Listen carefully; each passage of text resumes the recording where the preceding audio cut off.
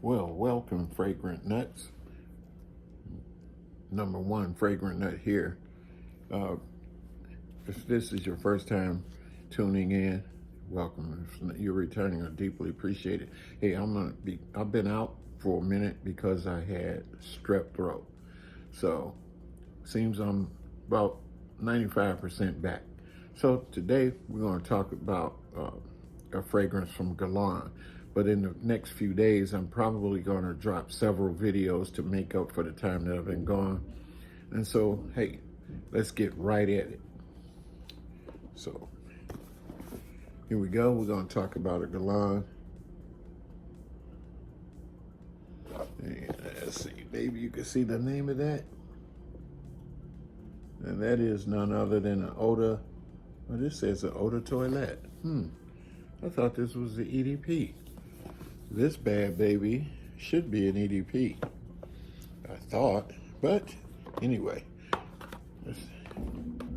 this I would say, this came out with this version because I believe the original was a different bottle, and it was also an EDT. And it came out in 1985. This one here came out in 2012. And you can see how much juice, actually quite a bit. There it is.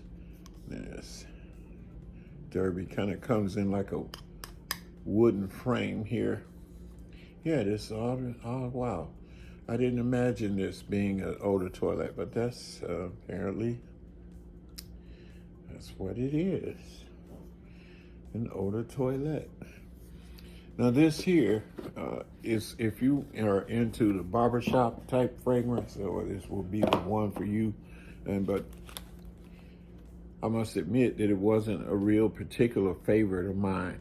I bought it, actually blind bought this one, because I do believe in the earlier version I did smell it, but at that time probably I was not as mature as I am now. And so I didn't think much of it. But because I am a Guerlain fan and I had heard so much about Derby, when I saw that they had the new version, and because I probably didn't remember what the old one smelled like, didn't matter much if I did blind buy it. My only hopes was that I like it. And it turns out that it was okay. It was not a favorite of mine. But let's get into what to expect. Perhaps you may like it. Get your nose on it. Tell me what you think of it. In the top of that, it's got some bergamot, and then it has an orange. I do get the orange kind of neroli type, but it does last a little bit longer than as I said. I always thought it was the EDP, because it does last, and I mean it lasts, and it does have lingering out of this world.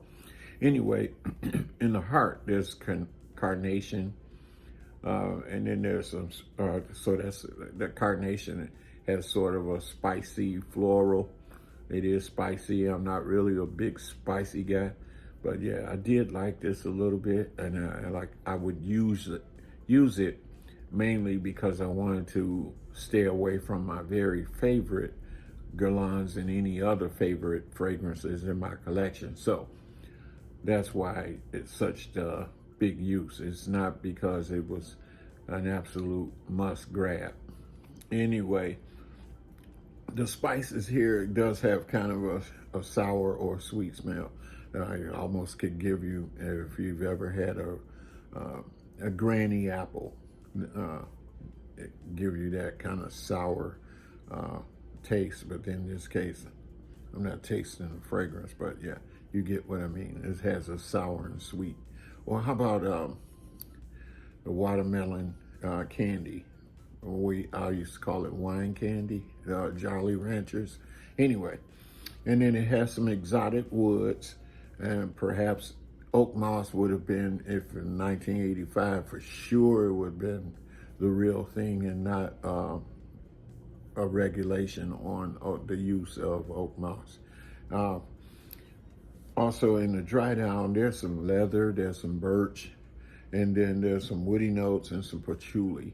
The patchouli is not a real earthy, but it is earthy, but it's not overly so. It's not head shop so. Uh, but again, I will recap and I'll say that it was not a favorite. It was a blind buy. I vaguely remember the EDT version of 1985. It's like I say, a barbershop fragrance. I won't repurchase this again.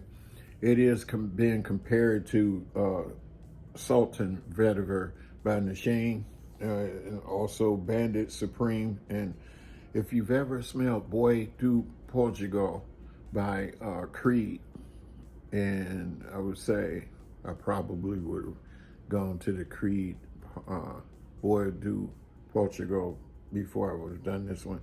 And finally, it's supposedly similar, which I've not smelled, is the New York Intense by Nikolai.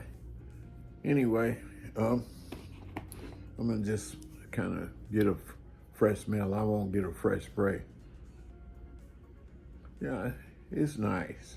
And especially for an EDT, man, I'm surprised that and the color of that juice, I would definitely say has macerated. It wasn't too far off this color, but it does remind me of that it had matured some. And I've had it now, gosh, 10 years, maybe. There you go, Derby by Guerlain. Get your nose on it. You might like it, and you may follow my lead, and that is it help you stay off of your other favorites. And just kind of give you a sneak preview of what will be coming in the next video. I just got this in, and we're gonna talk about this one.